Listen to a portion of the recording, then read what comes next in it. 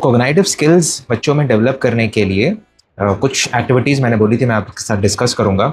तो ग्रेड 1 के साइंस के लिए चैप्टर है living and non living things. तो उसके लिए जो एक्टिविटी है जो कि कोग्निटिव स्किल्स को अफेक्ट करती हैं या इंप्रूव करती हैं, वो एक्टिविटी मैंने कुछ फ्रेम की हैं, कुछ मैंने हंट की हैं, तो उनको जल्दी से डिस्कस कर लेते हैं। तो सबसे पहला है ब्रीदिंग एक्टिविटी। तो आप बच्चे को बोलिए कि बच्चे अपने चेस्ट पे हाथ रखें और अपने ब्रेथ को, अपने हार्ट को महसूस करें। ठीक है, फिर बच्चे को बोलिए कि टेबल पे हाथ रखें या फिर जो बुक है उस पे हाथ रखें और महसूस करें कि whether that is able to breathe और नॉट। ठीक है, तो उससे, इस पर्टिकुलर एक्टिविटी से उनका सेल्फ अवेयरनेस जो है वो डेवलप होगा। फिर दूसरी जो एक्टिविटी कर सकते हैं कि आप उनको बाहर ले जाइए और वहां पर उनको आइडेंटिफाई करने दीजिए 5 man made things and 5 natural things. तो वो आइडेंटिफिकेशन जब वो करेंगे तो इससे उनका एनवायरमेंटल अवेयरनेस भी बढ़ेगा एंड उनकी जो सॉर्टिंग स्किल्स हैं, जो सेपरेट करने वाली स्किल्स हैं, वो भी उससे इंप्रूव होंगे। फिर नेक्स्ट जो एक्टिविटी है उसमें आप कर सकते हैं कि क्लासरूम में ही आप उनसे बोल दीजिए कि ये बताओ कि इसमें से मैन मेड थिंग्स कौन सी है और इसमें से नेचुरल थिंग्स कौन सी है, उसको आइडेंटिफाई करिए।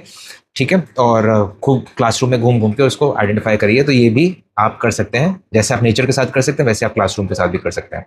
फिर उसके बाद एक एक्टिविटी है हाउ मैं ग्रोइंग, मतलब पुरानी पिक्चर और नई पिक्चर, जो करंट पिक्चर है, तो उसमें क्या चेंजेस वो देख रहा है बच्चा अपने पुराने पिक्चर में और अपने नए पिक्चर में। तो वो बहुत ही इंपॉर्टेंट होता है कि इससे पता चलता है कि ग्रोथ कैसे होती है और इससे बच्चे की थिंकिंग एबिलिटी, जो टेम्पोरल रीजनिंग जो होती है and understanding cause and effect, ये सारी चीज़ें उससे अफेक्ट करता है। फिर उसके बाद आ जाते हैं रोल प्ले में। रोल प्ले में बच्चे को कुछ भी ऑब्जेक्ट या कोई भी चीज़ बनने को बोल दीजिए, whether it is a cow बोल बनने को बोल दीजिए, बस उसको खड़े रखिए और बोलिए आई एम अ काउ। और फिर एक दूसरे बच्चे को बोल दीजिए that I am a car. और फिर उनको डिस्टिंग्विश करवाइए कि car can not breathe, car can not grow on its own, car can not produce babies, ऐसे करके। एंड फिर जो दूसरा बच्चा जो कि काउ बना है, तो उससे बुलवाइए कि I can grow, I can walk, I can breathe and I can produce babies. तो ऐसे करके जब वो समझेंगे, जब चीज़ों को डिस्टिंग्विश करेंगे, तो उनकी कंसेप्चुअल अंडरस्टैंडिंग डेवलप होगी।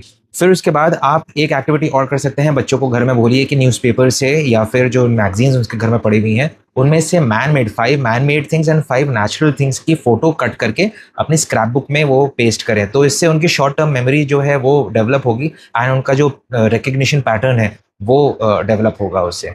फिर दूसरी एक्टिविटी है सनफ्लावर को आप यूज कर सकते हैं। सनफ्लावर जो है वो सन की तरफ मूव करता रहता है ना, सन की तरफ मूव करता रहता है। तो आप उससे ये बोल सकते हैं कि सनफ्लावर जो है वो सन की तरफ मूव कर सकता है, बट क्या वो एनिमल की तरफ मूव करता है क्या? तो अगर वो एनिमल की तरह मूव नहीं करता तो क्या वो लिविंग है या फिर नॉन लिविंग है? तो ये आप उससे डेवलप कर सकते हैं। तो ये कॉम्प्लेक्स लॉजिक जो है वो अपना यूज करेगा, जिससे वो अपना जो एबिलिटी है उसको डेवलप कर सकता है।